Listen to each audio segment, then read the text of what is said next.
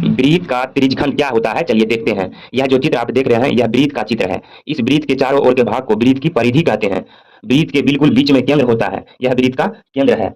केंद्र से दो त्रिज्या खींचते हैं। हम जानते हैं कि वृत्त की परिधि से केंद्र तक की दूरी त्रिज्या कहलाती है। अतः एक त्रिज्या यहाँ से यहाँ तक खींचे और दूसरा त्रिज्या यहाँ से यहाँ तक खींचे, क्योंकि यह पूरा वृत्त की परिधि था, ठीक है, और यह भी वृत्त की परिधि का ही एक भाग है, ठीक है। तो यहाँ से यहाँ तक की दूरी को, यानी यहाँ से यहाँ तक की दूरी को, सिर्फ इतना ही भाग को हम क्या कहेंगे, चाप कहेंगे। यहाँ से यहाँ तक की दूरी को चाप कहेंगे, और यह जो बचा हुआ भाग है, यह वृत्त का पूरा त्रिज्यखंड कहलाता है। अतः त्रिज्यखंड की परिभाषा के लिए हम कह सकते हैं कि दो त्रिज्या और एक चाप, एक त्रिज्या ये वाला है और दूसरा त्रिज्या ये वाला है और एक चाप यहाँ वाला है, ठीक है। यानी दो त्रिज्या और एक चाप से घिरा हुआ भाग त्रिज्यखंड कहलाता है, क्योंकि यह भी दो त्रिज्या से घिरा हुआ ये वाला भाग, ठीक है। ये वाला भाग एक त्रिज्या है और दूसरा त्रिज्या है, लेकिन इससे यह बड़ा है, अतः इसे दीर्घ त्रिज्यखंड कहेंगे। ये वाला तो दीर्घ त्रिज्यखंड और इस वाले को लघु त्रिज्यखंड कहेंगे।